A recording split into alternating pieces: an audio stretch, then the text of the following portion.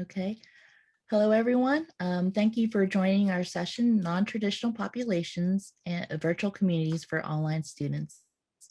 Some housekeeping notes include staying on mute when you're not speaking. If you have questions, you could type it in the chat or ask at the end of the session. The session will end at 9:15 a.m. Central Standard Time. Our speaker today is Pablo Alvarez, who is Dean of Students at Embry-Riddle Aeronautical University. Welcome.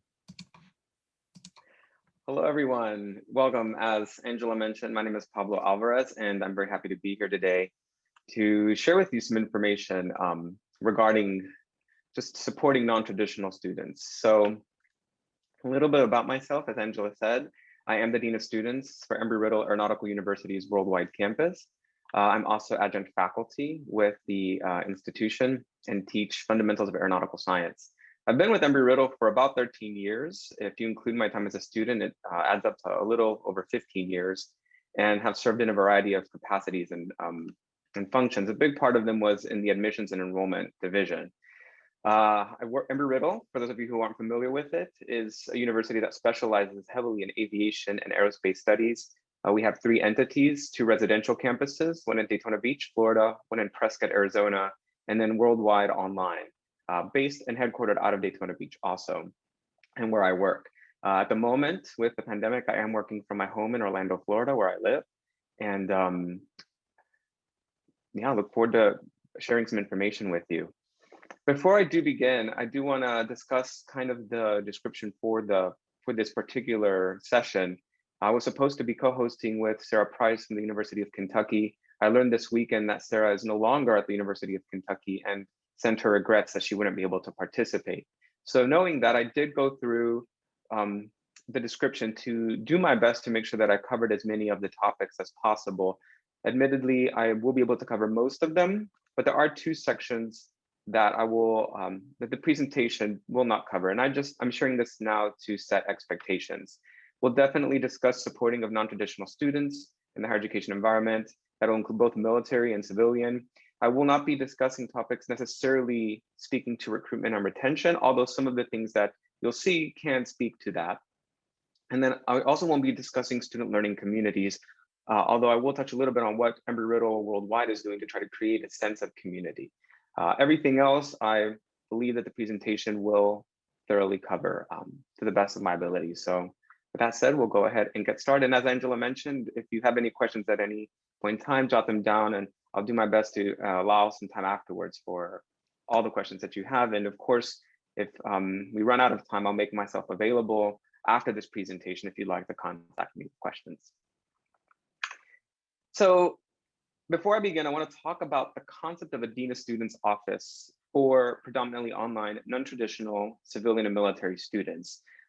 Believe it or not, I'm the first Dean of Students that Embry-Riddle Worldwide has hired or brought on board. And I share that because this is a unique idea. It's a unique concept of having of a university of predominantly online learners having a whole department dedicated for student advocacy, student success, and more. But I'm so excited to see Embry-Riddle doing that. We have been ranked as the best university for online bachelor's degree programs. We just received the ranking again this year. And as proud as that makes the institution, I'm also excited to see that they're also wanting to support students in their overall success. Things that perhaps we thought online learners or non-traditional learners didn't want, like student support, perhaps their own customized accommodations or course accommodations, or a student experience at the institution, we're learning that they actually may. So this position was created in hopes of exploring that. I was onboarded in November of 2019 with the primary mission, if you will, of trying to explore the answers to 2 fundamental questions. Number 1, do these populations want to connect and be involved outside of the classroom or their online course? And number 2, do these students want to experience a level of affinity towards the institution? I've been here for a little over 13 months and can resoundingly say that the answer is yes. Students that come to our institution wanting an online education are also wanting to have that student experience that other students get when they attend a residential campus. And we know that because of 3 major elements that we've implemented over the last year. One of them is our first ever student government association, which is also a novel idea for universities of predominantly online non-traditional learners. We also accomplished that through our virtual community, which we've called the Union. And we have also created our own study abroad opportunities. This presentation will explore these three areas and how we're fostering and investing in student experience and student affinity. We'll start with our virtual community, which is the first one that was launched January of this year. So online universities may not have an athletic team, but that doesn't necessarily mean that students aren't wanting to connect or stay up to date on athletic events, or perhaps participate in a fantasy football team or league. We may not have a cafeteria with lunch lines where students are waiting to get their food and perhaps talking about their weekend plans, but we do have students who have an interest for cooking and trying to find unique recipes. We may also not have hallways where students and faculty can cross each other in the mornings, say good morning, have a little chit chat. But we've noticed, and we do know, that we all connect with people who are far away using social media platforms. Because of this idea that, yes, we don't have the brick and mortar resources, but there are other solutions, we decided to move forward with our first ever virtual community, which we've called eUnion. And we call that eUnion because our residential campuses, Daytona recently completed, and Prescott has broken ground on their new student unions.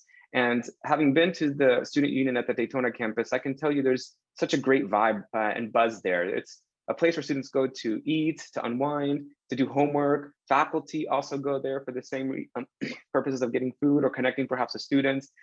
Student activities is located there. Student government is located there. It really is at the Daytona campus, that place, and soon to be at the Prescott campus, that place where students come together to connect and discover. Well, being an online university, we'll never have our own brick and mortar location. So we thought, why not let this virtual community become our version of a student union? I have to share that we are not the first university of predominantly online learners to consider an idea of a virtual community. I know UCF here in Florida has one, and I believe they call it their Plaza. So this is an idea that is starting to pop up at many institutions in an effort to provide online non-traditional learners with a way to also connect and experience that college life. So when we launched in January of this year, we had quite a few benchmarks that we wanted to hit.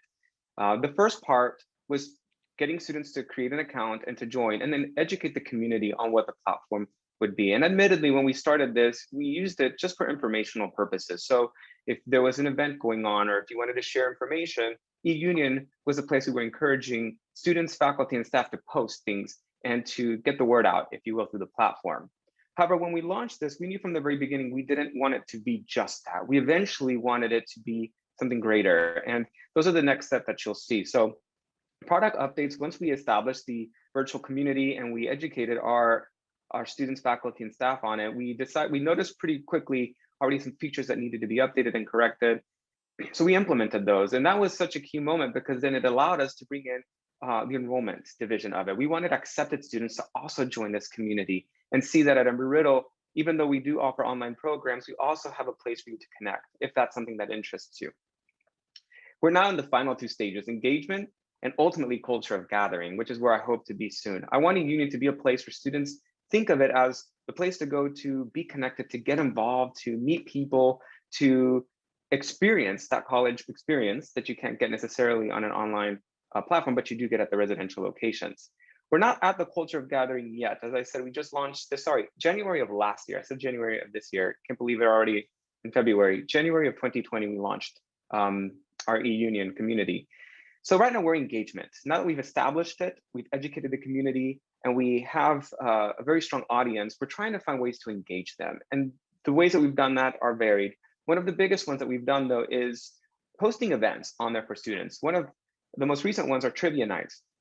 These have growing attendances with each new one that we do, but we bring students in a non-academic way together to learn about or to have fun. And I say non-academic because, again, when I think of academics and courses, I think of Canvas, and we want this to be the other thing that's not Canvas. So students can go, they can have fun. We obviously have prizes for our winners.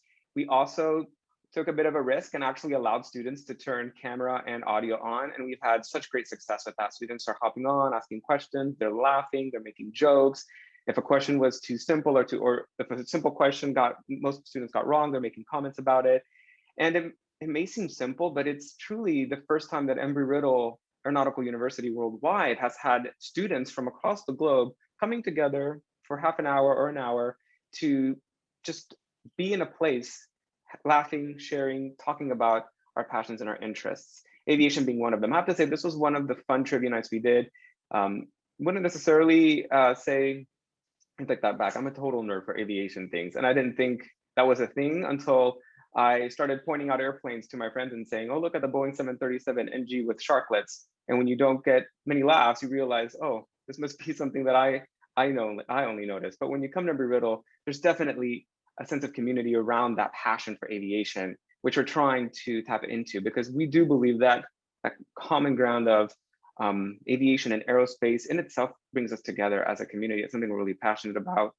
Perseverance in the Mars landing, I cannot tell you how many posts and comments I've even received from students and colleagues, and even staff and faculty. It's all truly what brings us together. So we try to capitalize on that by creating some trivia nights. This is just one example, and to bring students on board. Other ways we're leveraging the virtual community is creating some other ways for them to connect and things for them to discover. So we host quite a few events, whether it's through a certain department or it's our office or something that Embry-Riddle in general is hosting. We post it on eUnion and we make it available to students on eUnion. You can see some of them there on the left. Another thing we just launched, which we're really excited about, we started calling them interest groups. Many universities call them clubs and organizations. And you can see here the first clubs and organizations that our worldwide students have created and are participating in.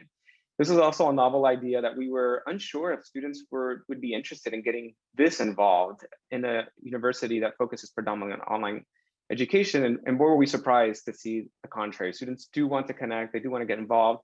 I think we receive 1 request or 2 requests a week from another student organization asking, how can I create a club? How do I connect with other students?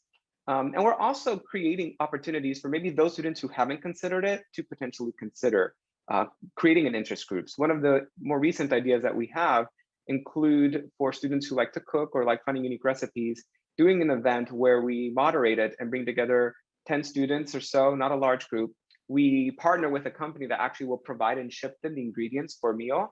And then we just host a Zoom cooking session and allow students, again, that would have probably never met each other in this capacity, that opportunity to build some connections, build some affinity outside of a Canvas course.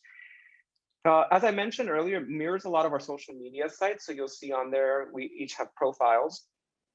So you can explore by interests. If you have a certain interest, you can search by that interest and see who else has that interest and connect with them. Really a wide array of options and resources to help our students connect if they wish to.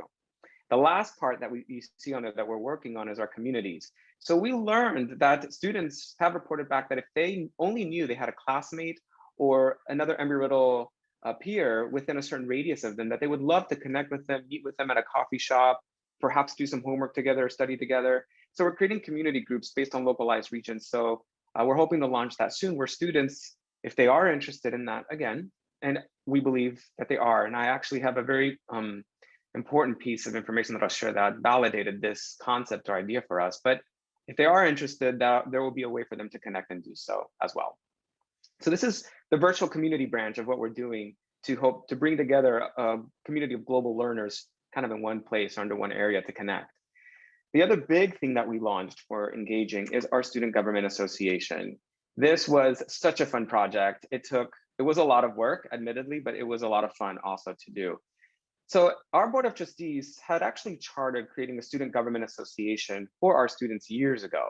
There wasn't just someone who could spend the time or invest the time necessary to build the infrastructure necessary to monitor an election and to bring in the first candidates. So when I was onboarded, my supervisor, the chancellor, proposed this to me and asked me if I would be willing with my team to explore creating the structure, and we did. And it was a lot of fun. We learned a lot. I'd say from beginning to end. We started this process in March of 2020 and swore in the first officials October of 2020. So you can imagine all the things that took place during that time. But we also wondered, I mean, is this something worldwide, online, non-traditional military and civilian students want? And we discovered that it is. And I'll show you why here in a little bit. But how did we create a Student Government Association for online learners?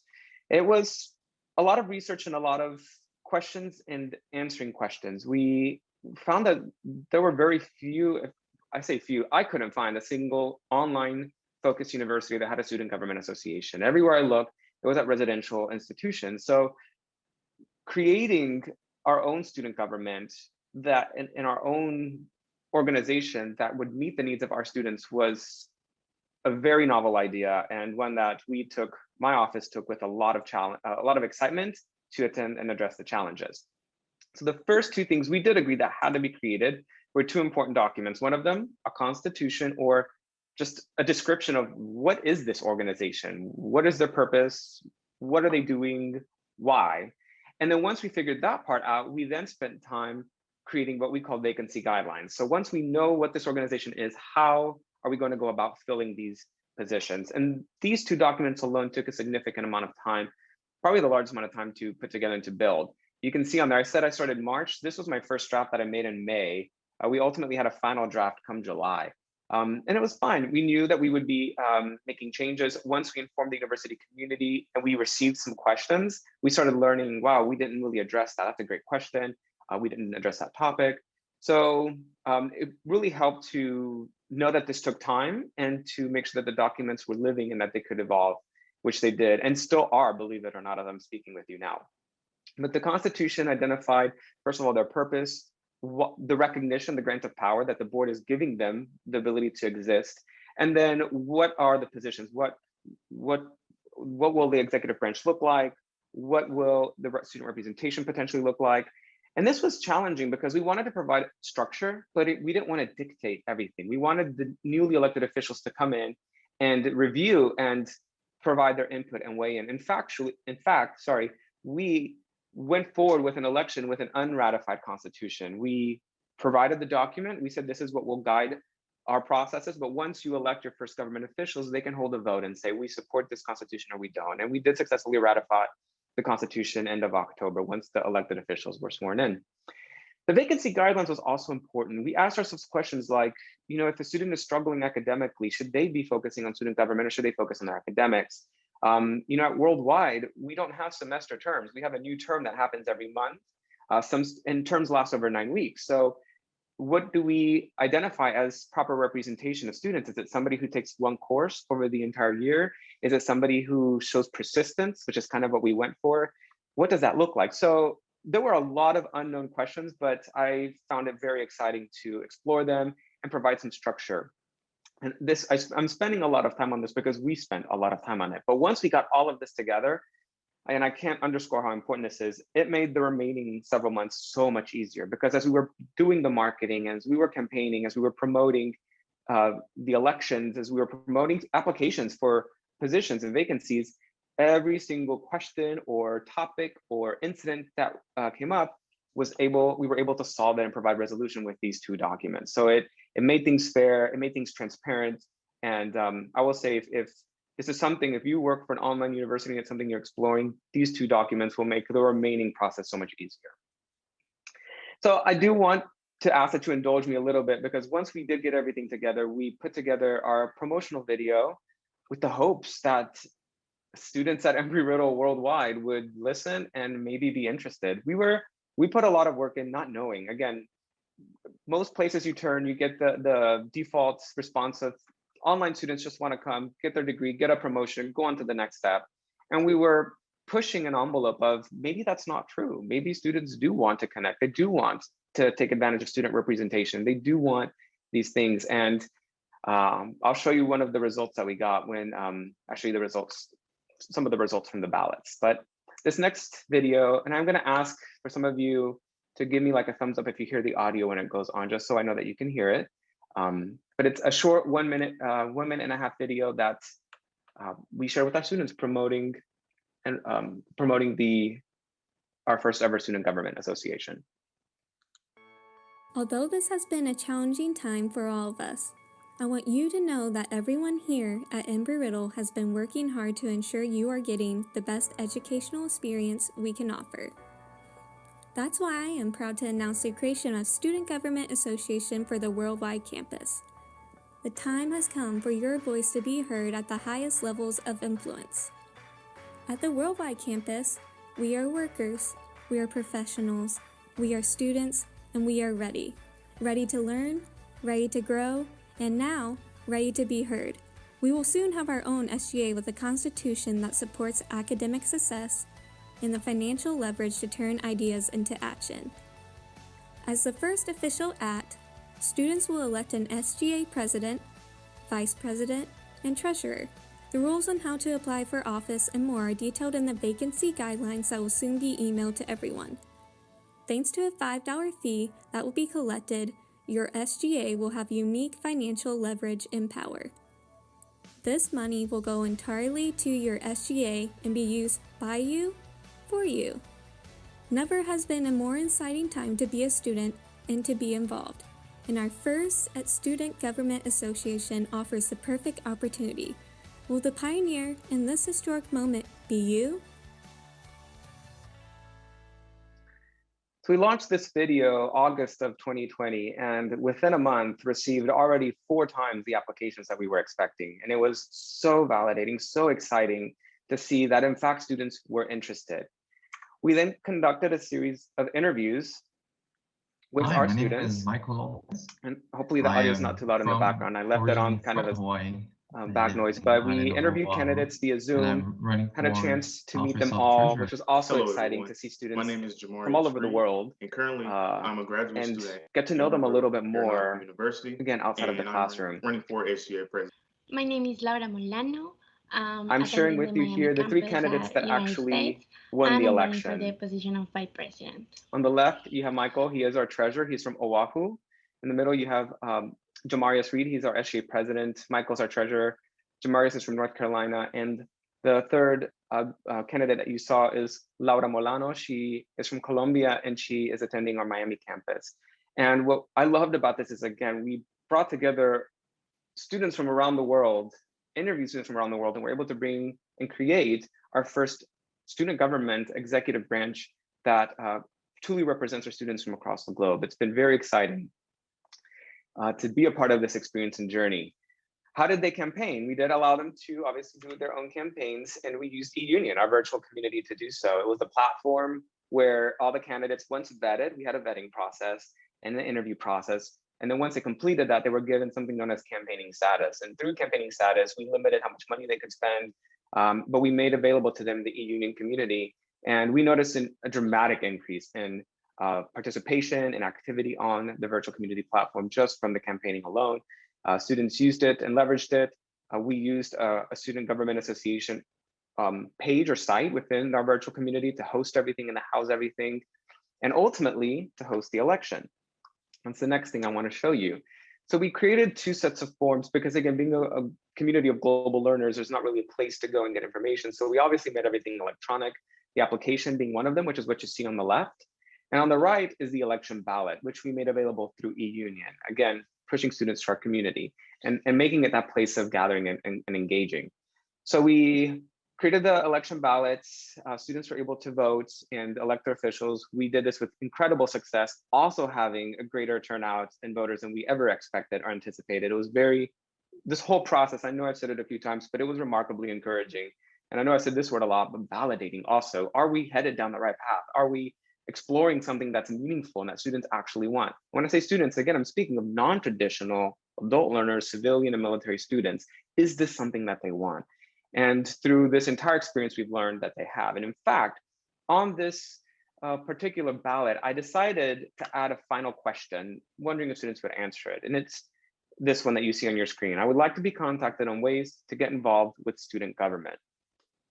So the results came in, and I'll admit 57% did say no, but 43% of the voters said they did want to be contacted and to be informed of other opportunities and ways to get involved. In this moment, I remember being very excited about and being very encouraged to see that we are heading down something that perhaps hasn't been explored and something that Embry-Riddle has needed and our students want. So this was very encouraging to see and to do. There's a lot more around our Student Government Association and what we did. I will say they have quite an agenda. We are preparing them for their very first Board of Trustees meeting. In fact, we submitted our first delegate report this past Friday to the director of the board, and I'm preparing Jamarius for his first presentation that's taking place in March. This is a very exciting time for our institution.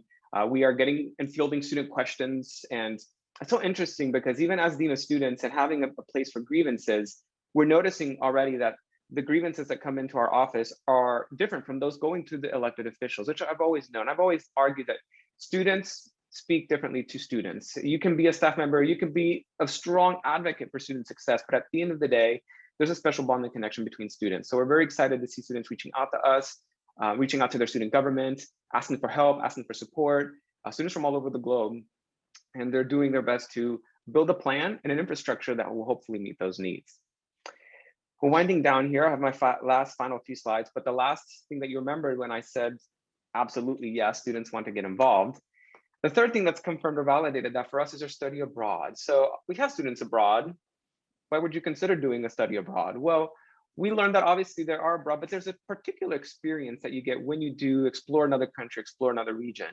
However, we learned that the traditional study abroad programs at the residential campuses were a bit strict and didn't really meet and molded to the needs of our students. You know, many of our students have families, they have jobs, and the idea of taking 4 to 6 months off to go do a study abroad program was not realistic for many of our students.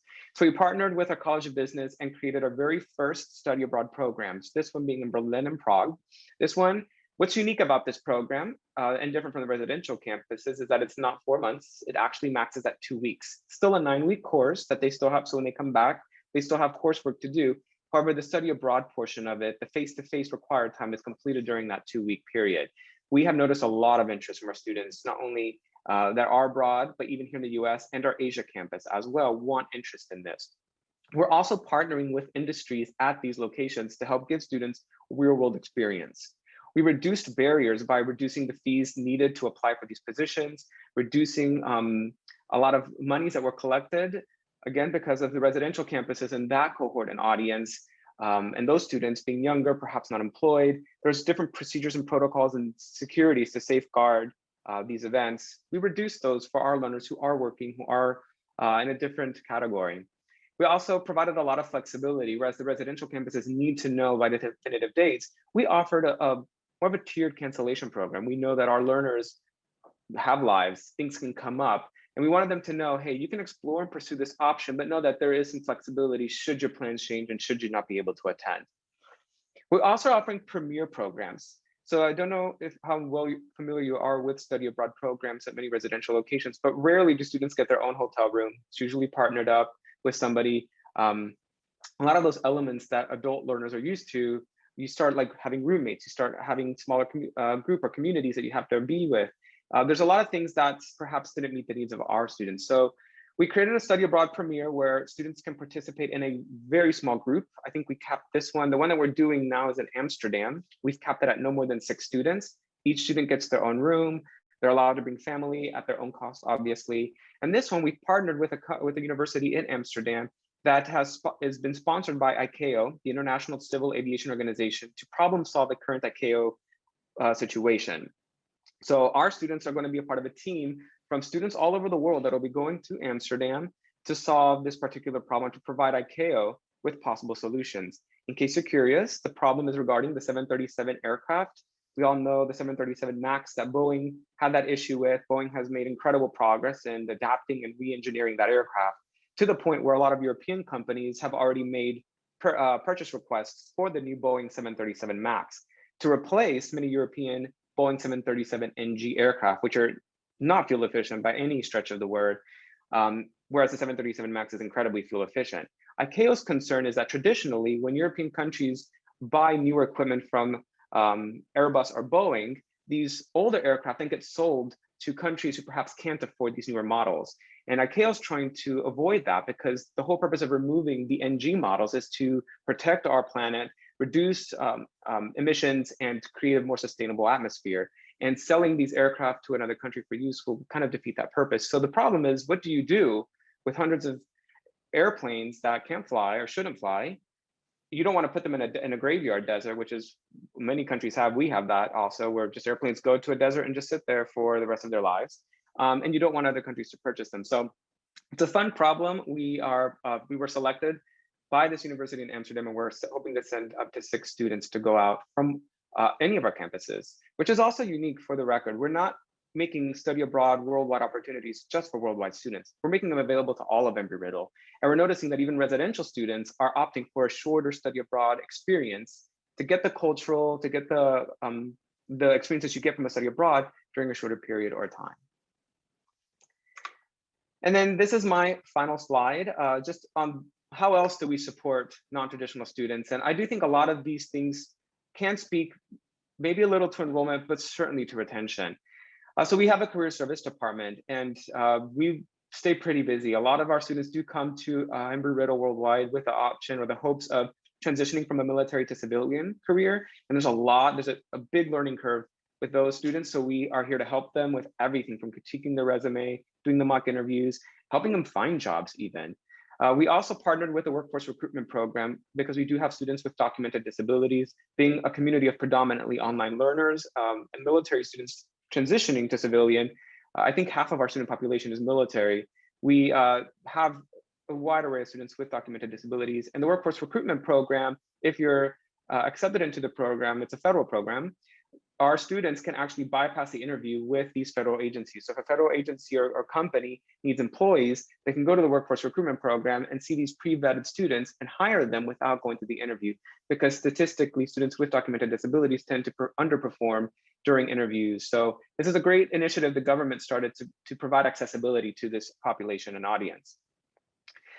The other program that we are very excited about launching, I learned very quickly that our students, doesn't matter if you're a residential campus or if you're an online learner, we all, especially with the pandemic, have and are experiencing stress, anxiety, depression, and these things impact our ability to focus, our ability to continue our education. So we began this journey also in March of last year, and we are weeks away from going live with Embry-Riddle Aeronautical University's worldwide first ever virtual wellness center. This will provide crisis intervention for any of our students. It will provide ongoing therapy for any of our students. They also have the company that we're going with has a very great policy of crisis dictates protocol, which means that they try to keep students anonymous, which is very important for our military students who, unfortunately, believe it or not, seeking help can potentially jeopardize their military career. So obviously, crisis dictates protocol. So in some cases where information is legally required to be collected, then that happens. But it's a great resource that we're hoping to launch very soon for our students and provide them. Again, I'm so excited to keep saying that we are here as a great and strong online offering for students academically, but we also are investing to ensure you have the tools that you need in order to succeed. And I think this speaks heavily to retention. In fact, when we started this process, we learned over a 3-month period it took about 60 students. It may not seem like a large number, but for us, it was pretty impactful because students don't have to report this at all. But of the students that reported 60 withdrawals during a 1-term period, let's say, 52 of them reported that the reason they were withdrawing was because of a mental wellness issue. So it really started to open our eyes about what's going on with our students and are we doing enough to support them in their academic journey. And then lastly, these are just some other ways that we've helped our students. We've created an alcohol and drug assistance program to help students with any possible addictions. We have honor societies. We also do our own in-house course accommodations. So prior to having an office, if a student at Worldwide Online had a documented disability, needed help, or a course accommodation, they would have to contact our residential campuses for help. And as best as the residential campuses did, it was challenging because they have a different term system. They do semesters, not the 9-week terms that we do. So understanding that was a bit challenging. The consistency of how often, because our term cycle, we have 10 terms at Embry-Riddle Worldwide. The times that we needed to revisit these accommodations were at a higher pace in the residential campuses. So in an effort to, again, provide a custom offering that meets the needs of our students, we decided and proposed taking on our own disability support services, and we successfully did that early last year as well. We have a lot of self-help resources for our students, and probably one of my favorite ones is the Ombudsman. The Ombudsman is an entirely confidential offering that we have at the Dean of Students Office at Worldwide, where students can call and ask anything. All calls, all emails are entirely confidential. And we're here to help with just understanding college life. Again, these are non-traditional students. So sometimes basic questions like, hey, how does this work? How does college this work? What do I do if I'm experiencing this? Hey, I noticed this. Am I right in saying that this is wrong? Or what do I do? Sometimes it's so easy to overlook some of these common questions and concerns that students have, because you may be accustomed to a traditional environment, but we've learned that for non-traditional students to go back to school, it takes a lot of courage in many cases to do that, and it can be intimidating, especially when you have students that are traditional that are also attending our courses. So we wanted to make a space that was comfortable and inviting. And that is what I had for you guys. I hope I was able to speak to the points that you were expecting, and that you were able to learn of ways that we, at least at Embry-Riddle Aeronautical University worldwide, try to engage and connect non-traditional students. At this time, Angela, I think if we have time, yeah, we have 10 minutes. I'd love to open up for any questions that anybody may have. Yes, if anybody has any questions, please unmute and speak it or put it in the chat. Or we could also open it up for discussion as well as a group. Absolutely.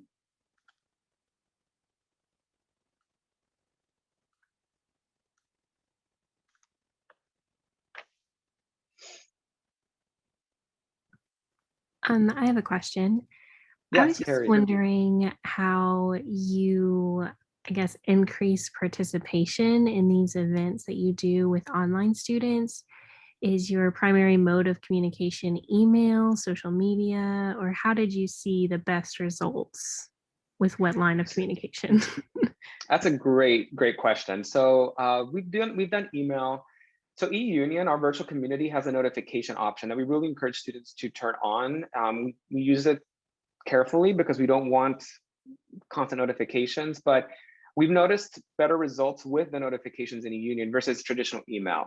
We do work with our university marketing, so when we have these events, they promote it on the university social media platforms. We have kind of our internal network, which we call ERNI, since for Embry-Riddle Network Information Exchange. It's where you access things like Canvas and eUnion and your transcripts and all of those things that we offer. There's a banner page on there, so we offer it there. And in some cases, even on our website, we try to promote it on a variety of platforms. We've had such recent success with the notifications that we are exploring text messaging. When I worked in admissions, I can tell you we had the best results with texting students. Obviously, those that opt out are more than welcome to opt out. When we started this, I was certain students were going to be furious at us. They were going to demand that we stop, that this was like us texting them was just crossing the line. And the experience was the complete opposite. Students would text us back, "Oh my gosh, I didn't realize you needed my transcript. Thank you. I'll absolutely send that over." Or, "Oh my gosh, yes, I'd love to attend. You guys are coming to town? I had no idea. What restaurant? What are you doing? What's the event?" So because of the success with texting and enrollment and the success we're having now with the notifications in eUnion, I am working with our IT department to explore texting, sending texting campaigns when events come up. And how that looks and what that will look like, we're still figuring out. But if you're looking for ways to re-engage students, I would, believe it or not, texting right now is something I think worth exploring. Not every student will want it, but I think you'll be pleasantly surprised. Awesome. Thank you so much. Thank you. Great question. There are some questions in the chat if you want to check. I was trying to, I can't see the chat. Where am I not looking at it right? Okay, here we go. I got it. So will an eUnion type platform be available to other schools in the future, or is this something you encourage other schools to build? So that's a great question. I hope other institutions will explore this option. Because it was such a new idea, because there were so many parts, we did partner with a company that kind of provided this service. And I have to say, we were very fortunate because half the features that are now available on eUnion is just from a partnership that we've had. They've taken our feedback very seriously. They were encouraged to see kind of how excited we were about this. I think eventually, now that we have a good idea and structure, as our clubs start to build, I would love for Embry-Riddle to explore building its own platform that really fits into kind of what we wanted. But given the huge task at hand of just creating something, having a system or structure that we could kind of plug in and play around with was very, very helpful. So for now, we do partner with a different company that specializes in this. And if you want information, I can certainly share that with you. Just email me. But we are looking at possibly doing our own platform in the future. And that goes to Angela's question also. Is eUnion something built in-house or through a partner? It's through a partnership, but again, hopes to build in-house soon. I think I got those two questions. What were some of the more popular events that you guys hosted aside from virtual game nights? Have you tried any other? others? We have orientations. I know that sounds kind of basic, but we had an orientation course in Canvas. Nobody was taking that. So we broke it apart. And what we're doing now is we're hosting kind of localized orientations. So we are inviting students by region, and then doing a very short Zoom meeting. It's not required, but they're more than welcome to come. And what we do is we break down kind of, hey, these are the, first of all, let's meet each other, do some icebreakers. You all are from this area. Did you know that? You all are starting new. And then we wrap up with, hey, here's some really good things to know that sometimes students don't realize that can help them succeed later on. We've had a growing interest in that as well. Again, and then the interest groups, the clubs. I think the big club that has had like a lot of interest is the unmanned aerial vehicle one, which is interesting because you obviously have to be in person for it. But there's that community, I would say, or that interest group is probably our largest, where students are coming together, they're sharing ideas, they're sharing their videos. Prior to the pandemic happening, we even had a small group that was ready and had planned to actually meet up at one of the competitions. We were looking forward to that, kind of being the first in-person engagement of our online learners, but then the pandemic happened, obviously things changed. So right now, those are kind of the two main ones that we've explored that we feel like have been very well.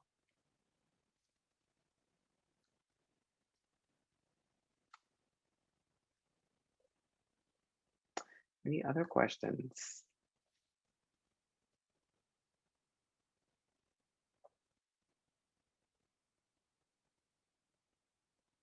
Anything you found interesting?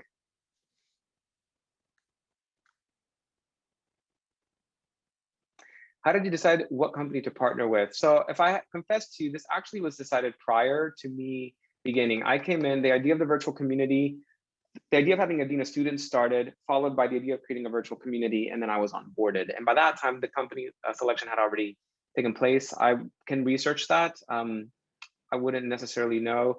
I do think the offerings were very limited, if I were to guess, because I was a part of all the recommendations that were made to the company that we went with. And a lot of the adaptions that were made, a lot of literally redesign of their system that was made, I would suggest that perhaps there were very few offerings of companies that actually specialized in providing or creating virtual communities. UCF did something called Plaza. I think they did that in-house. I don't know much about that particular program, but from what I've seen, it does look like a very in-house made product. Do you think that any particular non-traditional population has been more receptive or has higher participation?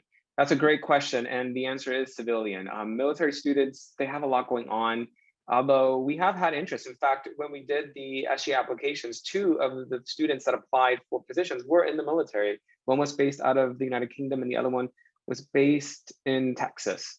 So we were really surprised to see that they were wanting interest. But when we get a lot of the questions and comments, it does tend to be a bit more civilian. I would argue, though, that the military students, when they have an opportunity, there's just a lot going on and they're unable to really connect. Many of them also they do this during the night hours as well when they are off duty. So that's a very good question. I think cooking and recipe aspect is interesting, almost lifestyle aspects to students. Thank you, Angela. It is. We're trying just to come up with ideas. As I said, from the very beginning, we think of something, we throw it up in the air and we're hoping it'll catch flight. And if I can share, I guess, our sense of where we're at is that almost everything we're throwing up in the air is catching flight. So we're moving forward and pressing forward and hoping to continue offering these services to our students. And I agree, yes, being flexible and agile in higher education, full stop, I think is important to be flexible and agile.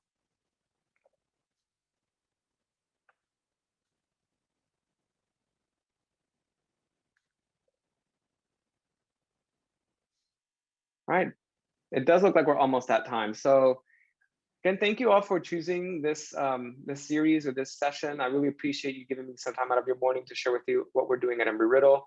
I have shared with you my email and my LinkedIn account. If you want to ask me any questions about what I've discussed today, or if you want to connect, I would look forward to it. And I'm here to help if there's anything else I can do. We also have the plenary session that will be going on with Lance Bennett.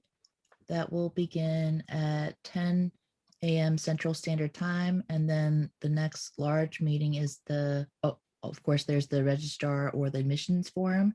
And the last meeting of the day would be the SACRAO business meeting at noon Central Standard Time. Hopefully everybody could join for all those sessions. Thank you. Thank you, everyone. Bye.